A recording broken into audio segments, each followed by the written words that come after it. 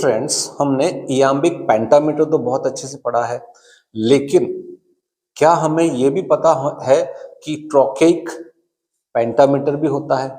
ट्रोकेइक pentameter का मतलब क्या होता है कि यदि पोयम की एक लाइन हमने लिखा, दो लाइन हमने लिखा, तीन लाइन, सपोज हमने देखा कि हमारे पास में टर्सेट है। टर्सेट स्टैंजा को बोलते हैं, तीन लाइन के स्टैंजा को टर्सेट कहा जाता है।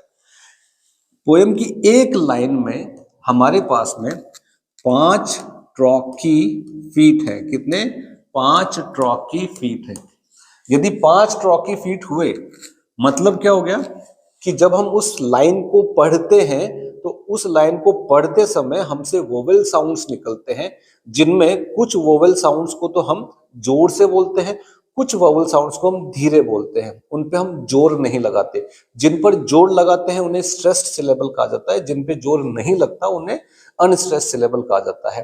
तो पोएम की एक लाइन में यदि 5 स्ट्रेस्ड सिलेबल और 5 ही अनस्ट्रेस्ड सिलेबल हैं, लेकिन वो भी एक तरीके से लगे हुए हों, तो ये तरीका है। पहला सिलेबल स्ट्रेस्ड हो गया, दूसरा अनस्ट्रेस्ड, फिर तीसरा स्ट्रेस्ड, फिर अनस्ट्रेस्ड, इस तरीके से चलता है। और 5 फीट होने चाहिए, लेकिन कौन से फीट होने चाहिए? ट्रॉकी फीट होने चाहिए। कौन से फीट होने चाहिए? ट्रॉकी फीट होने चाहिए। तब उसे हम कहेंगे कि वो ट्रोकेइक पेंटामीटर है।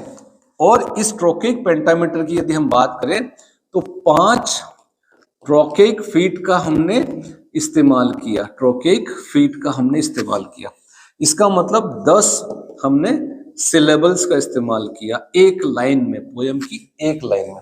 इसमें से हमने 5 जो सिलेबल्स हैं वो तो हमने ले लिया स्ट्रेस्ड, और 5 जो सिलेबल्स हैं वो हमने ले लिया अनस्ट्रेस्ड।